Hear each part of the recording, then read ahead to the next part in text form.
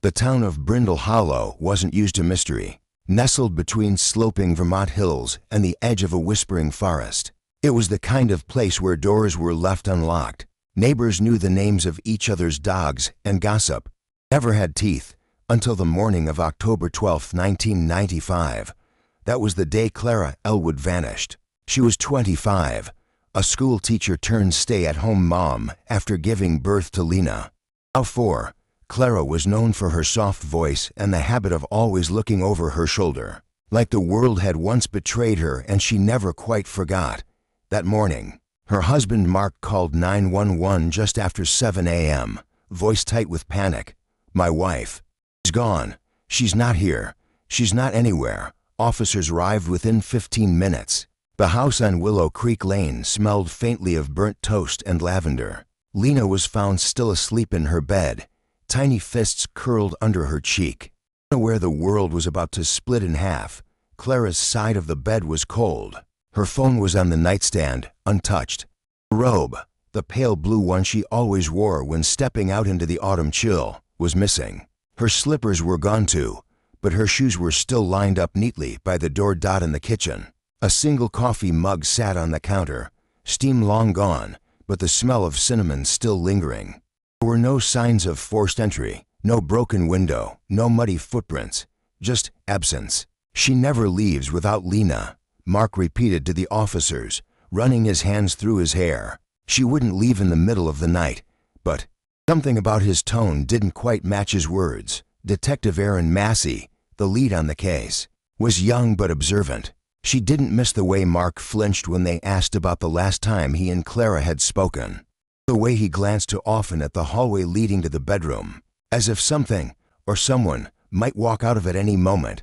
When Julia Merrow, Clara's younger sister, arrived 2 hours later, she didn't waste time on pleasantries. "What did you do?" she asked Mark flatly, barely looking at him as she pushed past to comfort Lena. Mark's jaw tensed. "Excuse me, Clara told me you were fighting," Julia snapped, kneeling beside her niece. "She said you were controlling her, watching her every move." "She was paranoid," Mark muttered, eyes flicking to the officers. "She had episodes, you know that." "What I know is that my sister is missing," Julia whispered. "And you slept through it." That statement hung in the air like smoke. Later, while collecting potential evidence, Massey noticed 2 things: a stack of unpaid bills hidden in a drawer, and a crumpled, unopened envelope addressed to C, no return address. Inside was a single sheet of paper with no writing, just a dried pressed forget-me-not flower taped to the center. It didn't feel like a random disappearance. It felt rehearsed, personal. The search began that afternoon. Local volunteers combed the woods. Police questioned neighbors, checked gas stations, pulled phone records. Nothing. Clara had simply vanished, as if the night had swallowed her. Lena was too young to provide much, but during questioning, she said one thing that made Massey's pen pause. "Mommy was talking to someone in the kitchen," she said, coloring a picture of stick figures and stars. "Think it was Uncle Nate." "Who's Uncle Nate, sweetheart?" the officer asked gently. "He's Mommy's brother, but not real. He smells like old trees." Julia's face went pale. "Nathan, their stepbrother from a previous marriage. Hadn't been seen in years. He had stopped coming around after Clara's wedding. There had been whispers about him even back then, quiet, eerie, things no one said out loud." Mark dismissed the claim. "That kid barely remembers what she had for breakfast," he scoffed. "She hasn't seen Nathan since she was 1. But Julia didn't dismiss it. Not even a little. By sunset, Brindle Hollow was buzzing. Churchgoers whispered during evening mass. Mothers clutched their children a little tighter. No one slept easily that night, not even Mark, who lay awake staring at the ceiling, jaw clenched, as if dreading something he couldn't admit. And somewhere, in a cabin no one remembered, forgotten mug cooled on a table, the town of Brindle Hollow had seen its share of sorrow. A house fire in '82, a school bus accident in '74, but Clara Elwood's disappearance sank into its bones. In a different way, it was the kind of mystery that didn't scream, it whispered, and those whispers began to grow louder. In the days after Clara's vanishing, Julia stayed in the Elwood home. sleeping on the couch beside Lena's room. Mark didn't argue. In fact, he hardly spoke at all. He moved around like a shadow, spending long hours locked in his study, making phone calls behind closed doors. Julia, meanwhile, couldn't sleep. There were too many unanswered questions. Something in her gut told her this wasn't a kidnapping. This was personal, intimate, carefully orchestrated. 3 nights after Clara vanished, Julia went into her sister's closet looking for an extra blanket. That's when she found the red leather-bound journal. It was wedged between a stack of childhood books and an old jewelry box. Julia sat on the edge of the bed, fingers trembling slightly as she flipped it open. August 22nd, 1995. Sometimes I feel like I'm being watched, like someone's behind me. But when I turn around, nothing. It's not just Mark, it's older, deeper. Julia swallowed. September 3rd, I saw a man standing across the street again tonight, just under the lamplight. Same jacket, same stillness. When I blinked, he was gone. Mark said it was my imagination, but I know what I saw. She flipped further. October 7th, I can't breathe in this house anymore. I keep hearing the doorknob jiggle at night, like someone's trying to come in but isn't ready yet. Even Lena is waking up with nightmares. I told Julia once when we were kids, I had a dream I'd disappear one day, not die, just vanish. And finally, the last entry. Just 2 days before she disappeared, October 10th, he knows. That was it. No name, no context. Just those 2 words. Julia stared at the page for a long time, her fingers frozen over the indent in the paper. She didn't know if he meant Mark or someone else. She would later remember that the window was open that night, letting the cool breath of October, and for the first time, Julia felt like she was being watched too. The next morning, she drove to the Brindle Hollow police station and handed the journal to Detective Massey. The young woman read it quietly, then closed the cover. We'll log this officially, Massey said. Without a name or direct threat, it's not enough for a warrant. We can't accuse your brother-in-law on feelings. Then look into Nathan, Julia said. The stepbrother, Lena said she saw him. Clara used to talk about him in ways that made me uncomfortable. After the wedding, she cut him off. There was something strange between them. I don't know what. Massey's brow furrowed. You think he came back? I think Clara feared someone who knew her too well. Meanwhile, Lena started having the same nightmare every night. She'd wake up crying, clutching her pillow, whispering, he took Mommy in the car, but not Daddy's car. One morning, Julia asked her to draw the car. Lena's crayon scratched out a black vehicle, different from Mark's truck, parked in front of their house. 2 stick figures stood by it.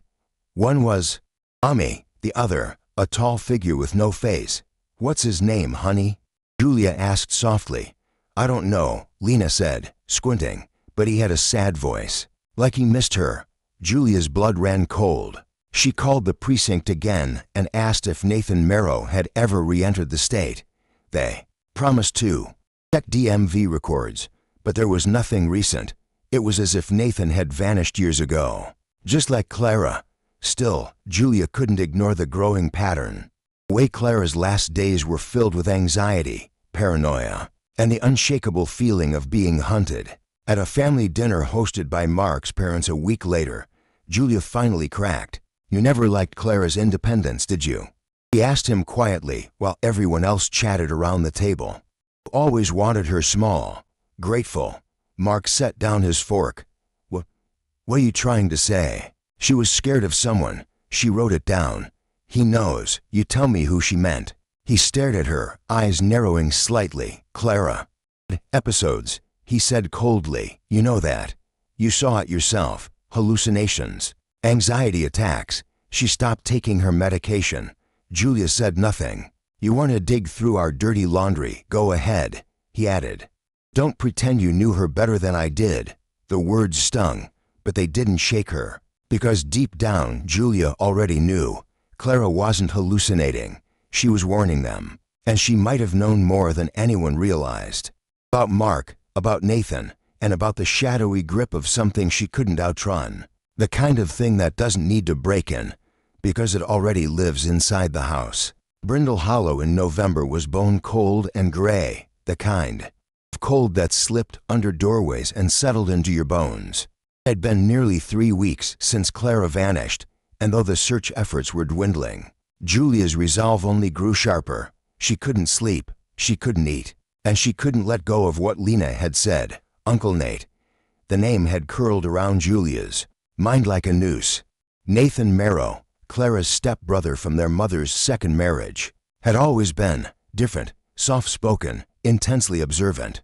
A boy with deep-set eyes who never seemed to blink often enough. Clara used to follow him everywhere as a child, but as they got older, something shifted. A silence had grown between them. Then he disappeared completely after Clara's wedding in '91. He never came to family gatherings again, never called, never sent a card. Julia assumed the rift had been mutual, until now. She remembered once, back when she was 15, waking in the middle of the night to find Clara crying in the hallway. When she asked what was wrong, Clara only said, "Some people love you the wrong way." Julia didn't understand it then. Now, she wondered if Clara had left a trail, however faint, for someone willing to follow it. It took Julia a week to track him down. Nathan had changed his last name to Rowan. He was living under the radar in a nearby town working jobs, groundskeeping, seasonal factory work, part-time security, nothing permanent, no ties. A man drifting beneath the radar. When Julia pulled into the gravel lot behind a hardware store where he worked on weekends, she didn't hesitate. Nathan was outside smoking, his back against the brick wall, flannel jacket zipped up to the neck. His hair was longer now, streaked with gray at the temples, but those eyes were the same, dead calm. "Watching, Julia," he said without surprise. "It's been a while." 14 years, she replied, stepping closer. "You know why I'm here?" He nodded once. "Clara." There was a strange peace in the way he said her name, almost reverent. "She's missing," Julia said, arms crossed. Vanished from her bed in the middle of the night. No trace, no signs of struggle. Nathan didn't blink. "I heard. I figured you'd come." "Did she contact you?" she asked, stepping forward. "Did she come to you?" A faint smile crossed his lips. "Why would she come to me? You tell me." "Because when she was afraid, she wrote." "He knows. Lena says she saw you. Clara's been paranoid for months, and now she's gone." His gaze dropped. He looked like he was weighing something, not guilt, but calculation. "Clara was never paranoid," he said finally. "She saw things clearly, too clearly. That was her curse." Julia's heart skipped. "What does that mean?" He flicked his cigarette into the gravel and stepped on it. "It means she was tired of being owned by men who didn't love her, only possessed her." His voice had changed, quiet and cold, with a bitterness that ran deep. Julia stared at him. "So you were in contact?" Nathan didn't answer. He simply turned toward the store door, paused, and said, "You're asking the wrong questions." He walked inside and didn't look back. Julia stood in the parking lot long after he disappeared. It wasn't what he said that unsettled her most. It was what he didn't. That night, she drove home with her fists clenched and her thoughts spiraling. She knew one thing now without doubt. Nathan knew something. Whether he had taken Clara, hidden her, or merely watched it happen, he was part of this story. When she returned home, Lena was asleep, but taped to the fridge was one of her drawings from earlier. That day. It was a house with a man and woman standing beside it. The man looked like a stick figure, but the woman had yellow crayon for hair, like Clara, and in her hand he held a red flower, a forget-me-not. Julia's chest tightened. She checked the drawer where she had stored the dried flower from Clara's envelope. It was gone. Had Lena found it? Or had someone been inside the house? The next morning, Julia marched back to the Brindle Hollow Police Department. Demanded Detective Massey reopen the thread on Nathan Merrow. Massey was already waiting for her. "You're not going to like what I found," she said, laying a file on the desk. Nathan legally changed his name in '92, no criminal record. He was investigated in another state for inappropriate conduct with a cousin in foster care. Never charged. Family didn't pursue it. Julia's face went pale. "Clara." "Possibly," Massey said. "Or someone else, but whatever happened, it wasn't just a sibling bond. And if Clara left, she may have done it willingly. That complicates things. Not willingly, Julia said softly. Desperately, Massey leaned forward. We don't have enough for a warrant. No confirmed sightings. No proof of contact. But I believe you. If Nathan Rowan is involved, we'll find a way in. Julia nodded, but her stomach twisted. Proof. They needed proof. And Clara had been careful to leave none behind. Except for the one voice no one was listening to. The one in colored crayon drawings and whispered nightmares. Lena had seen something. Julia was ready to follow that trail. No matter how dark it got. The funeral was held on a bitter Thursday in late December. Beneath a sky the color of lead. Snow threatened the edges of the horizon, dusting the leafless trees and blanketing. Cemetery in an eerie silence. There was no casket, no remains, just a framed photo of Clara Elwood placed on a white draped pedestal. Between flickering candles, she was smiling in the picture. A soft, tired smile, the kind that looked it had taken work to put on. Julia stood in the front row, clutching Lena's hand tightly in her gloved palm. Child's red scarf covered most of her face, but her wide, unblinking eyes peeked out. Not confused, not afraid. Just watching. Clara had officially been declared dead the week before. It wasn't a decision Julia had agreed with, but Mark, ever pragmatic, had pushed it forward, citing the lack of evidence, no leads, and the emotional toll on their daughter. He argued for legal closure. His voice cracked in court. He even wept once. Julia didn't believe a second of it. Still, the judge signed the order. Now they were here, burying someone who might still be breathing. The minister cleared his throat and began the eulogy. Clara was a devoted mother, a loyal wife, and a beautiful soul who touched every life around her. Julia tuned him out. Instead, she stared at the photo, at Clara's eyes. There was something pleading in them, a look Julia couldn't name, but had seen once before. Years ago, when their mother's second marriage had crumbled and Clara stood in a hallway, begging not to be left alone with him. Was this the ending Clara would have wanted? A eulogy without a body, a burial without truth. Halfway through the speech, Lena tugged on Julia's coat. "Aunt Jules," she whispered. "What is it, baby?" Lena glanced around the gathered mourners, Mark's parents, a few colleagues from Clara's old school, and a handful of neighbors, before leaning close to Julia's ear. "Why are we pretending she's dead? I saw her last week." Julia rose. "Sweetheart," she whispered, kneeling. "What did you say?" Lena's breath fogged in the cold air. "She was across the street from your house." She looked at me, but then a car stopped, and she got in. Julia's heart felt like it stopped mid-beat. "What kind of car?" she asked gently. "It was black." "Not Daddy's." Julia stood up, slowly turning toward the crowd. Had someone else heard? Had anyone seen them? But everyone's attention was on the minister.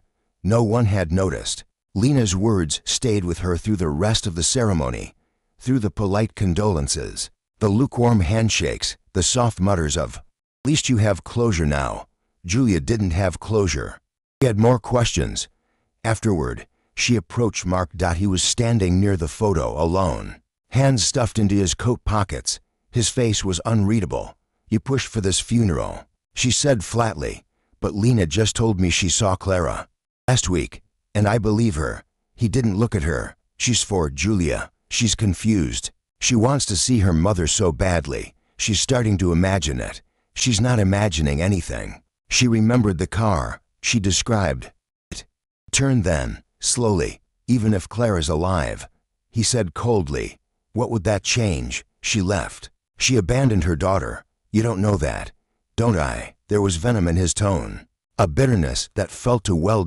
Practice. Julia took a step closer. "You know, it's strange," she said quietly. "You never asked about Nathan. Not once, not when I brought him up, not when Lena mentioned him. You acted like he didn't exist." Mark's jaw clenched. "Because he's not relevant. He changed his name. He disappeared for years. Now Clara's gone too. Coincidence, or history repeating itself?" Mark looked at her then with something that wasn't fear, but wasn't confidence either. Something in between, a crack in the armor. "You need to move on," he said. "We all do, For Lena's sake. You mean for yours, Julia snapped. So you can remarry and write this off as a ghost story. Mark's eyes narrowed. Didn't reply. That night, back at her home, Julia sat Lena down at the kitchen table with a fresh sheet of paper and crayons. Can you draw the car you saw Mommy in, baby? Lena nodded. Her small hands worked quickly, and when she was done, she pushed it toward Julia. It was a black car with a dent in the rear. There was a man in the front seat. Clara sat in the back, her yellow hair bright under a drawn sun. Julia stared at the man. Stick figure again, but this time, he had a red mark on his shirt. What's that? She asked. It's a flower, Lena said. The same one Mommy had in her hand. A forget-me-not. The same flower found in Clara's envelope. Julia's hands trembled slightly. She went into the hallway and opened the drawer again. The envelope was back, but the flower inside had changed, more brittle now, as if someone had handled it recently. She turned slowly, looking back toward the kitchen. No windows open. No signs of entry. Someone had been here, and they wanted her to know. The house was quieter now. The warmth of Lena's childhood had faded like old wallpaper. The smell of cinnamon coffee no longer lingered in the air. Laughter, especially her mother's laughter, was something she could barely remember. She was 12 now, tall for her age, with her mother's pale eyes and her aunt's sharpness. Though no one talked about it anymore, Lena never stopped searching faces in crowds. She still remembered. She remembered the red flower. She remembered the black car. She remembered the way grown-ups told her she didn't understand. But Lena understood more than they thought. After Clara's disappearance, Mark moved to California with his new wife. He and Lena had grown distant. Calls became monthly, then seasonal. Eventually, he stopped calling altogether. He lived with Julia now, who had become more than just an aunt. She was a lifeline, the only adult who hadn't tried to erase her memories. 8 years had passed since the morning the bed was found empty, but some absences are louder than others, and Clara's never stopped echoing. It happened during a school trip to Burlington, Vermont. A crowded Saturday morning, the 7th grade class had gone to the city farmers market. Art booths, fresh pastries, guitar players at every corner. Lena wasn't paying attention to the stand her friend Annie was admiring. She had turned to throw something in the trash when her entire body froze. There, across the street, a flash of yellow hair, a familiar slope of the shoulders, a woman, maybe late 30s, holding a brown leather bag, looking over her shoulder, looking directly at Lena. And in her other hand, a blue scarf, worn, tattered at the ends, just like the one Clara used to wear in the fall. Lena's throat tightened. Mom? The word escaped before she realized she'd said it. The woman didn't smile. She didn't wave. She just stared, her eyes full of something Lena couldn't name. Then a man stepped out from behind a parked car. He took the woman's arm and led her away. The woman hesitated, then turned and followed him. Lena ran into the street without thinking. Mom! She shouted. Mom, wait! Cars honked. Teachers shouted. Lena kept running. By the time she reached the sidewalk, they were gone. Gone again. Julia arrived at the school an hour later, her face pale and breath ragged. She found Lena sitting in the nurse's office, arms crossed, eyes red with frustration. Tell what happened, Julia said gently. Lena did. Every detail. The scarf, the stare, the man. She looked at me, Jules, not like a stranger, like she knew me. And she wanted to come to me but couldn't. Julia believed her. It was never in question. Later that evening, they drove to the market location. Julia asked for surveillance footage. The camera mounted on the bookstore across the street would have caught the exact moment Lena had seen the woman, but when clerk loaded the drive, something strange happened. The file for that specific time slot, 11:07 to 11:22 a.m., was corrupted. Glitchy, the clerk said. It happens sometimes. Julia didn't believe in coincidences, and neither did Lena. Back at home, Julia pulled out the cold case folder she'd built over the years. Inside were printed emails, old photos, maps, lists of Clara's friends, co-workers, former neighbors, and at the very back, an envelope she hadn't touched in years. The forget-me-not was still inside. Still dry. Still pressed. She's alive, Lena said that night, standing in the doorway. Julia looked up. Her niece wasn't a child anymore. She had Clara's fire in her now. I believe you, Julia said. Why hasn't she come to us? Lena hesitated. Then, maybe she's not allowed. That sentence sat heavy in the air. You mean, she's being held, not with chains, Lena said. With guilt, or fear, or love that's gone wrong. Julia knew that kind of love. The kind that traps you, isolates you, teaches you to keep secrets for someone else's protection. Nathan. It had always come back to Nathan. The man who disappeared. The man who used to leave flowers instead of words. The man Clara had stopped talking about entirely after the wedding. Do you remember what he looked like? Julia asked Lena softly. Lena nodded. Then went to her room. When she returned, she held up a sketch. It wasn't perfect. Just a pencil rendering from a fading childhood memory. The eyes were unmistakable, deep-set, watchful, sad. Julia stared at the image. Then she reached for her laptop and opened the last known photo she had of Nathan Marrow, taken before he changed his name, before he vanished. Same eyes, same sadness. And suddenly, something Clara wrote in her journal surfaced in Julia's mind. Some people love you the wrong way. Maybe Clara hadn't run from Nathan. Maybe she'd run to him. And maybe, after 8 long years, she was trying to run again. Julia knew she wouldn't sleep again until she found the place Clara had once disappeared. Not from. Her gut told her there was a space, somewhere in the woods or backroads of Vermont, where Clara had lived in the shadows. Not as a prisoner, but not as a free woman either. Something in between. A place built on secrecy, on control. On him. Nathan. His name alone made Julia's skin crawl. He'd changed it, but not his nature. She could feel it in the sketch Lena had drawn. The same sunken gaze, the same intensity that had made Clara nervous in their teen years. Clara's journal entries, the ones Julia had nearly memorized, kept whispering in her mind, I keep hearing the doorknob jiggle at night. Who knows? So Julia did what Clara might have done. She hunted through silence. She started at the county records office. Using Nathan's old name, Nathaniel Marrow, and cross-referencing nearby property records with his last known residence. Julia uncovered a paper trail, faint, nearly faded, that led to a plot of land deeded to N. Rowan back in 1993. The location? Deep in the Green Mountains, near an abandoned hunting trail to towns over. No utilities registered, no recent tax filings. Just a name, a date, and a cabin in the woods. Julia packed her flashlight, gloves, and a camera. She didn't tell Lena she was leaving. Not until she knew. The road turned to dirt miles before the pin on her map. Trees closed in like ribs, casting long, trembling shadows over the narrow path. Her cell signal died halfway up the trail. She found the cabin just before dusk. It was old, weathered, half hidden beneath layers of pine needles and moss, like nature was trying to erase it. The door stood intact, the window panes dusty but unbroken. A thick lock hung loose on the frame, recently cut.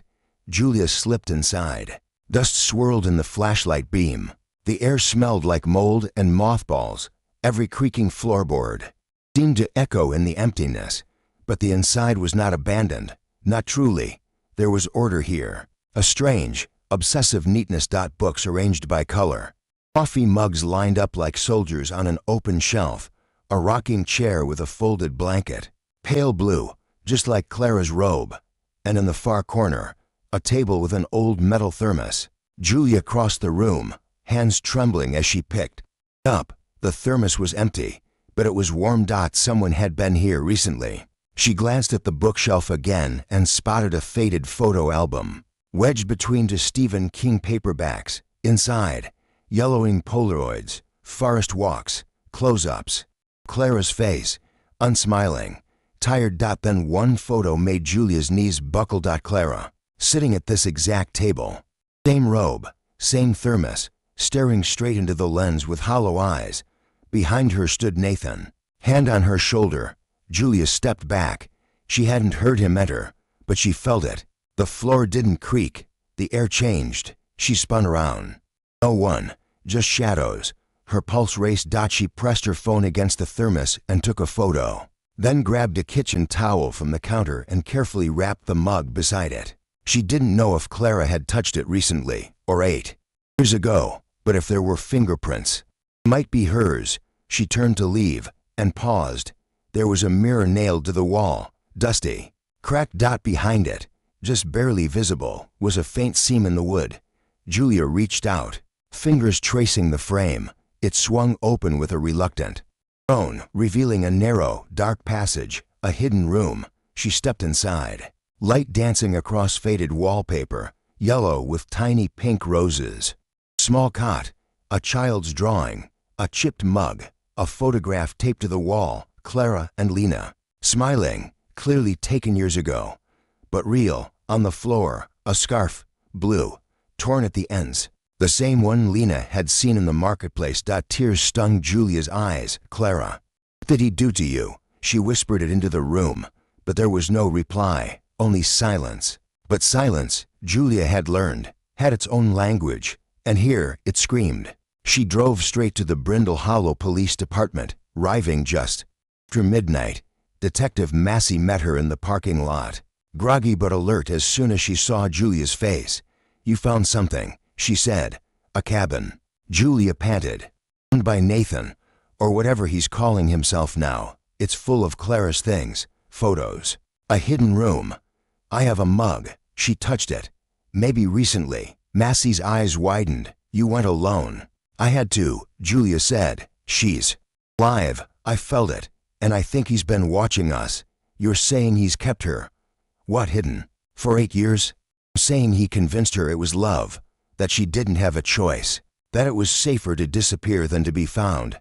Massey nodded grimly. "We'll get forensics to the site first thing. You've just reopened a cold case at home." Lena sat at the kitchen table, half asleep, waiting, when Julia walked in. Covered in dust and adrenaline, Lena looked up. "You found her, didn't you?"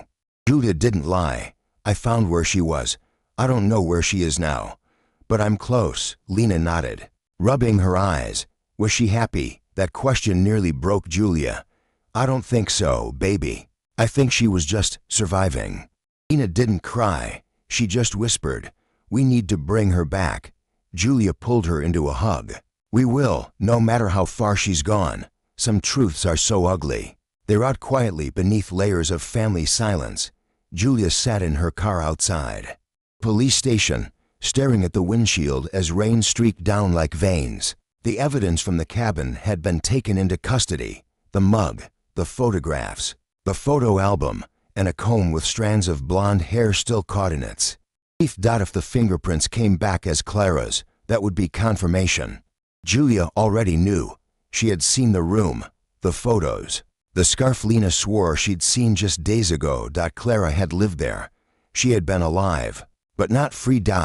And now Julia had to ask the question no one in the family ever dared say out loud, even when it was whispering through the cracks of their history. What was really between Clara and Nathan?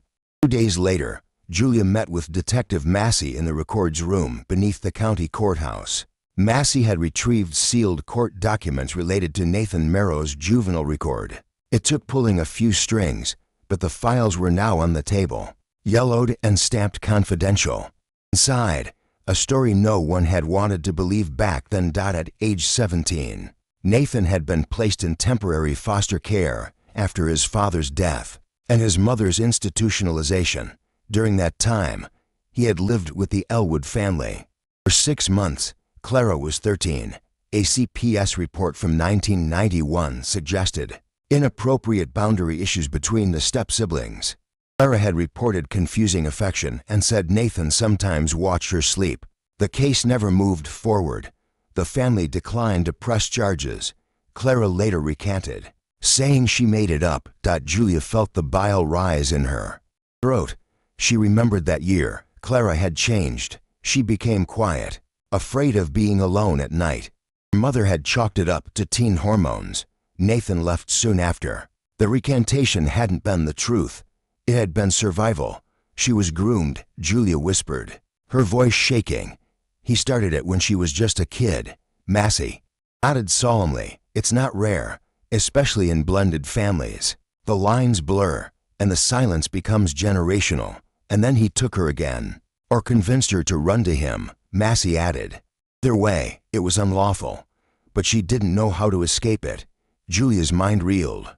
The journal entries, the look in Clara's eyes in those Polaroids. There had been no chains, no bruises, but she had been imprisoned all the same, by trauma, by love twisted into control. And suddenly, one particular memory flooded back, a conversation with Clara just a year before she vanished. He'd been sitting on the porch, watching Lena toddle through the yard. Do you think people can mistake love for something else? Clara had asked. Like what? Julia replied. Like a debt. Like something you have to keep paying. Even when it hurts. At the time, Julia thought she meant her marriage to Mark. Now she wasn't so sure. Back at home, Lena sat cross-legged on the living room floor, reading a book while the rain pattered against the windows. Julia sat beside her and gently placed a hand on her shoulder. Lena, there's something we need to talk about. Lena looked up, quietly bracing herself. It's about your mom and the man she was with. Uncle Nathan, Lena said softly. Julia blinked. You remember? She called him Nate. He used to braid her hair. He always brought her flowers. Lena's face darkened, but she didn't smile when he was around. Not really. Julia swallowed the lump in her throat. He hurt her, not with his fists. He made her believe she belonged to him, since they were teenagers. Lena nodded slowly. Like a spell, yes, and we think he convinced her she had to stay hidden. That if she came back to us, something bad would happen. She saw me, Lena whispered. At the market, she looked at me like she was sorry. Julia pulled her into a hug. She was sorry, but she was also trying. She left signs, clues. She wanted to come back. She just didn't know how. Lena didn't cry. She just rested her head on Julia's shoulder. I want to help her, like she helped me when I had bad dreams. Then we will, Julia promised. We'll finish what she started. The forensic results came in the next morning. The fingerprints on the mug and comb matched Clara Elwood. And there, tucked inside the drawer beneath the cot in the hidden room, a team found a crumpled piece of paper during a second sweep. It was a letter, half burned, written in Clara's handwriting. I don't know who I am without him. I don't remember what I liked before he told me what to love. I don't know if I'm a mother anymore. I only know that I miss my daughter, and if she ever finds me, I want her to know I didn't mean to leave. I only meant to survive. Julia read the note 3 times before handing it back. Her eyes were dry now. There was no room left for tears. Just justice. We need to find Nathan Rowan, Massey said. And this time, we don't ask him anything. We take him. Julia nodded. He's Clara long enough. He doesn't get to have the ending. Found him in a town no one had heard of, 3 hours south of Brindle Hollow, tucked between a truck stop and a stretch of highway too forgotten for streetlights. The tip came from a motel receptionist who recognized Nathan Rowan's face from a missing persons bulletin. He checked into room 6 of the Sun Hollow Inn 3 nights ago under the name David Kane. Paid cash, no luggage, just a small black duffel and a thermos. By the time Detective Massey and her team arrived, it was early morning. A thin fog draped over the asphalt, curling like breath from an open mouth. Julia waited in the passenger seat of Massey's unmarked cruiser, heart pounding, hands trembling on her lap. You're sure he's alone? Massey asked the officer stationed across. Parking lot, only registered guest, the officer confirmed. No other cars, no other names. But Julia wasn't convinced. Clara had been with him just weeks ago. If he was running, then from what? Or whom? The question burned like a live wire under her skin. Massey approached the door in silence. Flanked by plainclothes officers, Julia stayed back, watching through the windshield. 3 sharp knocks. Mr. Kane, Massey called. I need to speak with you. No answer. A pause. Then, we have a warrant. Open the door. Nothing. The officers exchanged a glance, then moved. One swift kick cracked the doorframe. The second swing flung it open. Julia's breath caught. Nathan stood just beyond the threshold, perfectly calm, fully dressed, pale sweater, same flat eyes. In his hand was the black duffel. Took you long enough, he said. They cuffed him without resistance. Didn't flinch, didn't protest. Just turned his face toward the sky and closed his eyes as if relieved. "Where is she?" Massey asked, her voice sharp. Nathan said nothing. "Nathan, we know she was with you," Massey continued. "We found the cabin. We have her fingerprints, the scarf, the photographs." Still nothing. Julia stood beside the cruiser now, staring at him. Nathan opened his eyes slowly and met her gaze. Something flickered behind them, not fear, not anger, something stranger, satisfaction. "She left me," he said quietly. "Again." Julia took a step forward. "Where did she go?" He smiled faintly. "Somewhere better." "That's not an answer. It's the only one you'll get." Didn't speak another word. At the station, Nathan was processed and interrogated for nearly 5 hours. Massey tried every approach. Direct questioning, psychological pressure, even showing him one of Clara's old letters, but he remained silent. Finally, Julia asked to speak with him alone. She entered the room slowly. Looked up, cuffed to the table, utterly composed. "Why her?" she asked, not bothering to sit. Nathan tilted his head slightly. "Because she needed me." "No," Julia said, her voice shaking. "You made her need you. You tore her apart, and offered yourself as the only thing that could hold her together." His smile faltered. "But only just. You always misunderstood us. There was no us, Nathan. There was a scared girl who confused manipulation for love. Now she's missing again because of you. She left by choice," he said. "She was scared of what would happen if she stayed. Scared of you digging it all up. She didn't want Lena to know." Julia narrowed her eyes. "What didn't you want her to know?" He leaned forward. "That love, real love, doesn't always come in acceptable forms. That sometimes the people who make you feel safe are the same people everyone else tells you to run from." "It's not love," Julia snapped. "That's grooming. That's obsession. You were sick, and you made her sick too." Nathan's lips tightened. "I didn't hurt her." "Then tell me where she is." A long silence. He looked down. For the first time, his voice wavered. "She said if anyone came for her, she'd disappear forever." Julia stared at him, her heart breaking. "She already did, Nathan." He said nothing more. Back at home, Lena waited on the porch steps, wrapped in a blanket. Julia didn't lie. "We found him, but not her." "Did he say anything?" "He said she left him, that she didn't want to be found." Lena looked down. Her hands. "Do you believe him?" Julia hesitated. "I believe that Clara didn't know how to be found yet." Lena didn't cry. She just stood and held out something small in her hand. A pressed flower, a forget-me-not. "I found this in my closet, taped to the wall behind a photo of her." Julia took it, heart skipping. Clara was still leaving clues, still trying, somewhere. She was watching, waiting, hoping her daughter would understand that this ending wasn't permanent, that she wasn't gone. Not really. Just hidden. The first envelope arrived 3 weeks after Nathan's arrest. It was pale blue, handwritten. No return address. The postmark read Rochester, New York. Inside was no letter, just a single, delicately pressed flower tucked between 2 pieces of tissue paper. A violet. Lena held it in her palm like it was sacred. She said nothing at first, just stared at it with wide, searching eyes. Julia sat across from her at the kitchen table, watching the girl she had raised now sit as something else, a daughter straining to hear a message too soft for the world. "Notice, it's her," Lena whispered. "You don't know that for sure," Julia started. But even she didn't believe her own words. Lena looked up. "She used to grow these in the windowsill when I was little. She told me they meant faithfulness."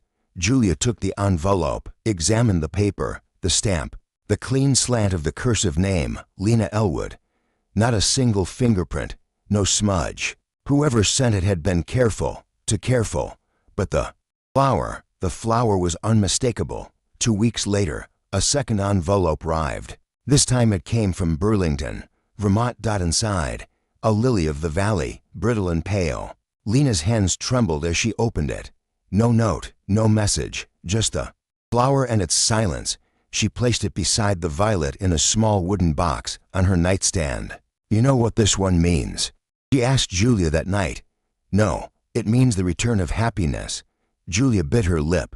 Maybe she's trying to tell us she's okay now. Or maybe, Lena said slowly, she's trying to find her way back. Julia sat on the edge of her bed. We can trace the postmarks, see what cities they're coming from. If we can figure out a pattern, maybe. No, Lena interrupted. She's not leaving a trail for the police. She's leaving it for me. There. Something unshakable in her voice. Calmness beyond her age. Julia knew then. Lena wasn't just hoping for answers. She was preparing to follow them. The third envelope came from Providence, Rhode Island. It was different. The handwriting was shaky, the envelope slightly torn at edges, and inside finally a note. I watched you from across the water. You smiled at the pigeons. You still crinkle your nose like you used to.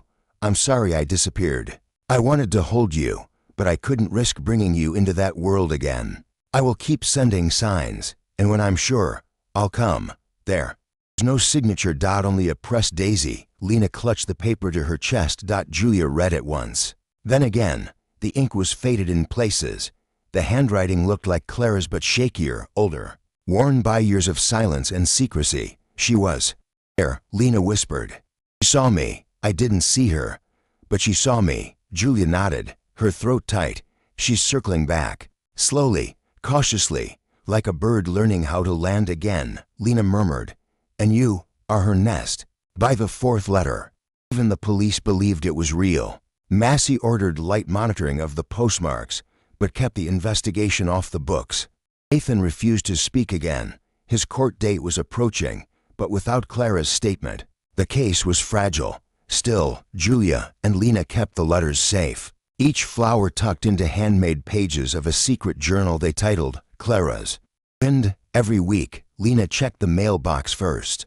She started researching the meanings behind each flower, daisy, violet, snowdrop, forget-me-not, turning them into a coded conversation between mother and daughter. By the sixth letter, Julia noticed something new. The bottom corner had been marked with a tiny, indented crease, almost invisible unless you looked closely. Lena found it.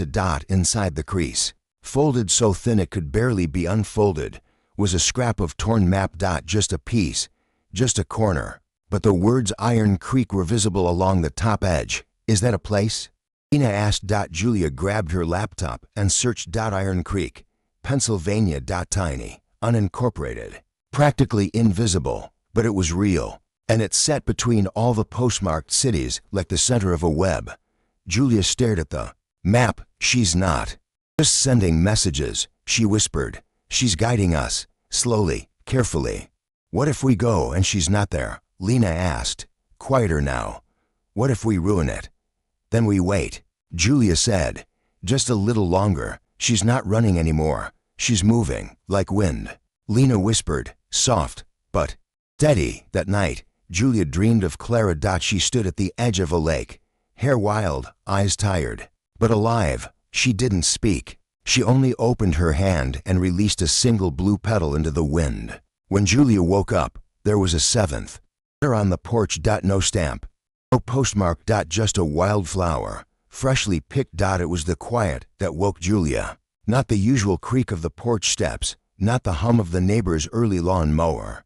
Just stillness, heavy, expectant, like the world had paused for breath. She stepped into the hallway and saw Lena's door open, and the front door ajar. Panic flared. Lena, she rushed out barefoot, heart hammering.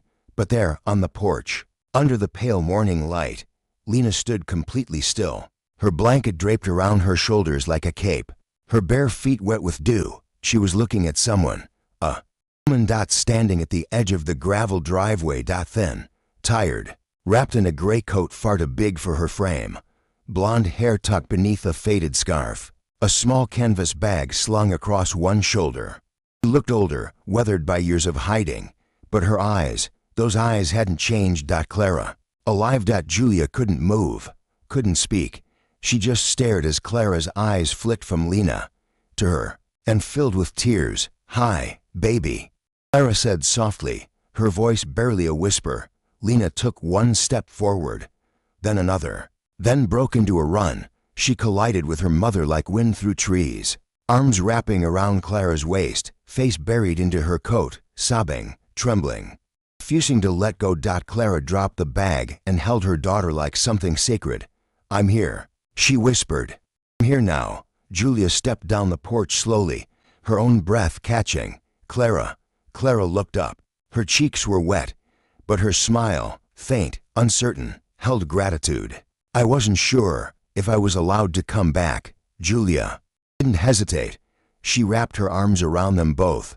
"You never stopped being loud. You were just lost." "I know," Clara whispered, "and I let the wrong people lead me."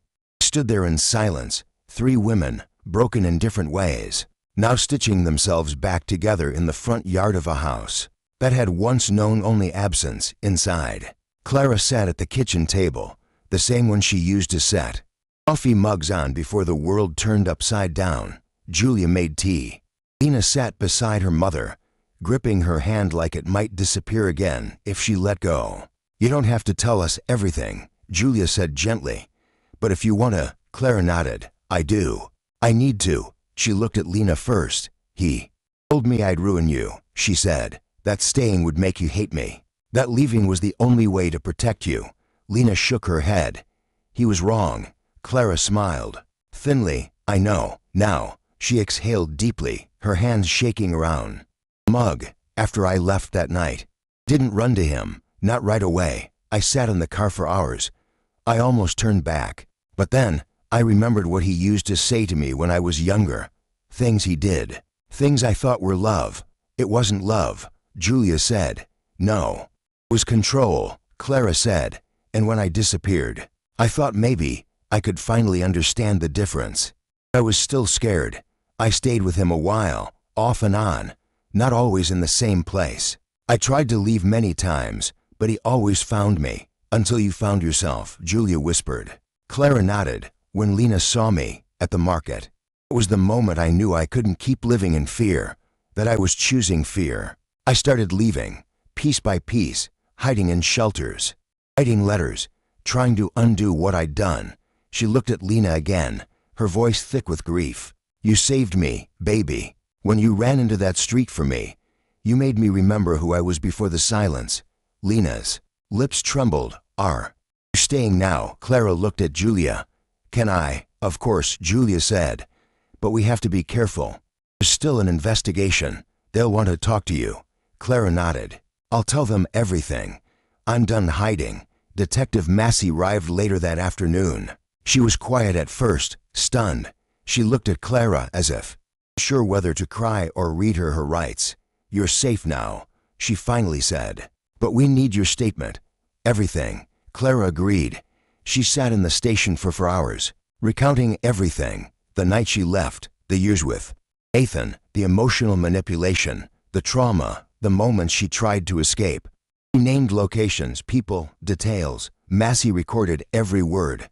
"Why now?" Massey asked gently. "Because I stopped mistaking survival for safety," Clara replied, "and I finally wanted to live." Massey reached across the table and placed a hand on hers. "Welcome back." That night, Clara tucked Lena into bed for the first time in 8 years. They lay side by side, eyes toward the ceiling. "Did you always know I'd look for you?" Lena whispered. "No," Clara said softly. "But I always hoped you wouldn't forget me." "Didn't. I never did." They held hands in the dark, and outside, the wind blew softly through the trees, carrying with it the scent of wildflowers. Not grief, not absence, but return. The headlines came first. "Missing Vermont mother found. Alive after 8 years, daughter's memory cracks, cold case, survivor or accomplice." The return of Clara Elwood. Everyone had a theory. Few had the truth. Clara sat by the living room window, watching the news play out like someone else's life. Her face, older now, flashed on the screen next to grainy images of her from 1995. The smiling mother, the quiet disappearance, the ghost returned. And though she was finally home, peace did not come easy. The police filed no charges for her disappearance. She had broken no laws by leaving. But the district attorney pressed for clarity. And clarity came with a price.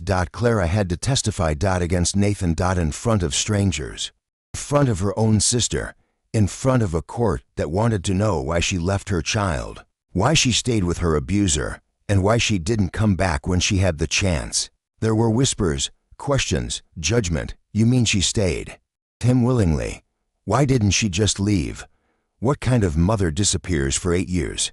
Clara answered them all with trembling hands and a steady voice. When you're told for years that you're broken, that your only worth is in someone else's eyes, you begin to believe it. You don't know you've disappeared because you don't remember who you were before. In the courtroom, she faced Nathan for the last time. He sat behind glass, unbothered, his expression unreadable. But Clara didn't look away. You didn't love me, she said, voice rising. You built me into something you could own. You made me your echo, and then you made me believe silence was protection. Nathan blinked. Clara stepped closer. But my daughter found my voice, and I used it, and now everyone will hear. Nathan was sentenced to 12 years for coercive control, psychological abuse, kidnapping through manipulation, and interference with child custody. The charges were unconventional, hard to argue, harder to prosecute. But the jury saw her, and believed her. After the trial, Clara stayed away from cameras and microphones. She turned down interviews, book deals, a Netflix documentary offer. She didn't want a stage. She wanted her life back. But life didn't return in grand gestures. It came slowly, awkwardly, like learning to walk again after years of crawling. She volunteered at Lena's school, helping with art projects. She burned her old journals in the backyard and planted violets and daisies. Where the ashes fell, she cried once, quietly, when she found Lena's box of letters and flowers. Her daughter's faith folded into petals. You remembered everything. Clara whispered, running her fingers across the violet. I remembered you, Lena said, even when you forgot yourself. I hung a new calendar on the fridge that year, June 23rd, circled in green. We call it Found Day. Lena said, not the day you came home, the day you chose to come home. Clara kissed her forehead. Then it's my favorite day. One afternoon, Julia found Clara sitting on the porch steps, barefoot, sipping tea. You okay? She asked, settling beside her. Yeah, Clara said. I'm just feeling it all. The guilt, the grace. Julia nodded, resting her chin on her hand. You did something brave. You came back, and still lost so many years. But you saved this year, and all the ones after it. Clara looked at her sister, eyes wet. Thank you, for raising, for believing me, for not letting me stay gone. You were never gone, Clara, just buried. We dug you out together. They smiled, and for the first time in years, it felt real. The next spring, Lena performed at her school talent show. She didn't sing or dance, she read a poem. To the woman who vanished and returned, you were once a story no one could finish. A photo without a face, a bedtime whisper lost in the dark. But I followed the wind and the flowers, and I found you. Not as a ghost, but as a garden finally blooming. And you smiled, and I forgave, and we began again. There was not a dry eye in the auditorium. Clara clapped with trembling hands. Julia wept openly.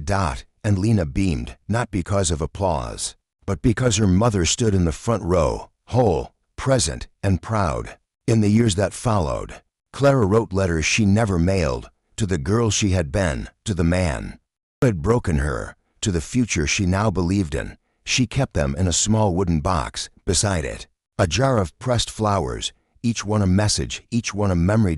Each one a step forward. Final line, some silences protect, others destroy, but the most dangerous silence of all is the one we keep from ourselves. Clara Elwood broke hers, and in the echo, she found her daughter and herself, waiting on the other side.